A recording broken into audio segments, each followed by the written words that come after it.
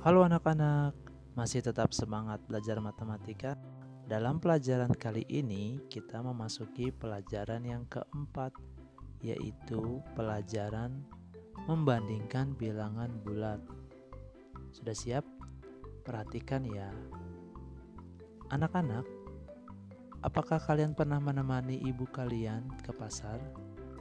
Kalian bisa melihat di sana banyak pedagang-pedagang. Banyak sekali pedagang yang menggunakan timbangan untuk menimbang barang-barang dagangan mereka. Di dalam matematika, kita juga bisa menimbang bilangan-bilangan yang ada untuk menilai apakah bilangan tersebut memiliki nilai yang sama atau memiliki nilai yang berbeda. Apakah ada yang lebih besar atau ada yang lebih kecil. Nah, kalau kita menghitung bilangan 1 sampai 10, tentu kita mengetahui bahwa dari angka 1 sampai angka 10 itu nilainya semakin lama semakin besar. Nah, kira-kira Bapak menggambarkannya seperti ini ya. Kita akan buat sebagai gambaran nilai 1, 2, 3, 4 sampai nilai digit ke-10 itu kira-kira semakin besar. Jadi kalau digambarkan seperti ini akan lebih mudah bagi kita untuk melihat mana bilangan yang lebih besar dan mana yang lebih kecil.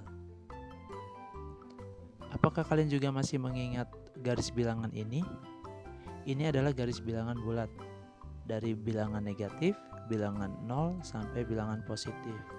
Ternyata bilangan bulat itu kalau dihitung dari kiri ke kanan itu nilainya semakin lama semakin besar.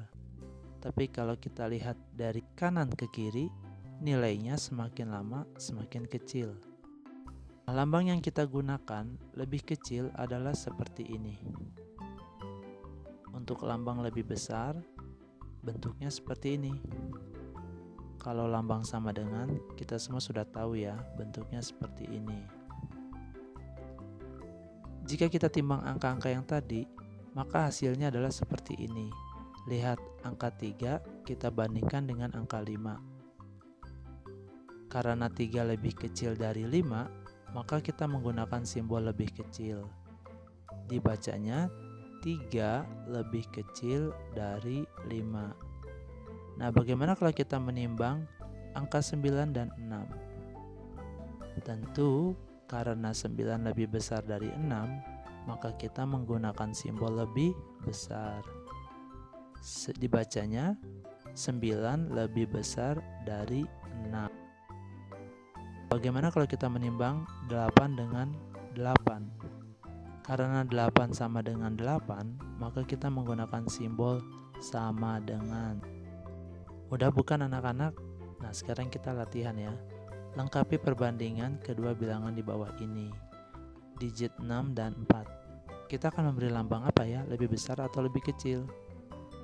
Ya, betul sekali, lebih besar. Dibacanya 6 lebih besar dari 4. Bagaimana jika kita membandingkan 3 dan 8? Betul sekali, 3 lebih kecil dari 8. Kalau 5 dengan 5, tentu saja sama dengan.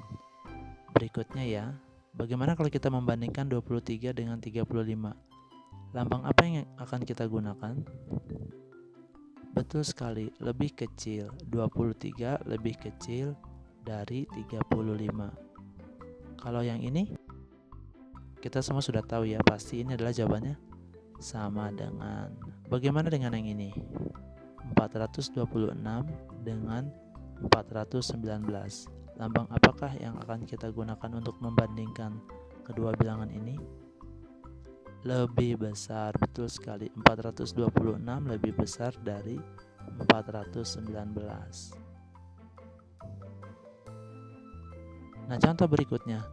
Bilangan 423, 324, dan 234. Kita lihat saja dari ratusannya. Ada 400, 300, dan 200. Berarti yang paling kecil dimulai dari 234, lalu 324 dan 423. Nah, berikutnya kita urutkan bilangan 564, 546 dan 456. Manakah bilangan yang paling kecil dan manakah bilangan yang paling besar? Kita urutkan ya, dari yang paling kecil ke paling besar. Kita lihat dulu ratusannya. Ternyata 400 itu yang paling kecil, tetapi ada 500 ada di dua bilangan. Namun kita lihat puluhannya, ada yang 60, ada yang 40. Tentu saja yang paling kecil yang 40. Jadi urutannya adalah sebagai berikut: 456, 546, dan 564. Mudah bukan? Nah, sekian dulu pelajaran hari ini. Jika ada yang kalian tidak mengerti, jangan lupa untuk bertanya kepada Bapak Mario atau Ibu Cencen ya. Nah, terakhir pesan dari Bapak adalah jangan lupa untuk subscribe akun ini, share, like, dan juga komen. Bapak berharap kalian tetap semangat belajar. Terima kasih.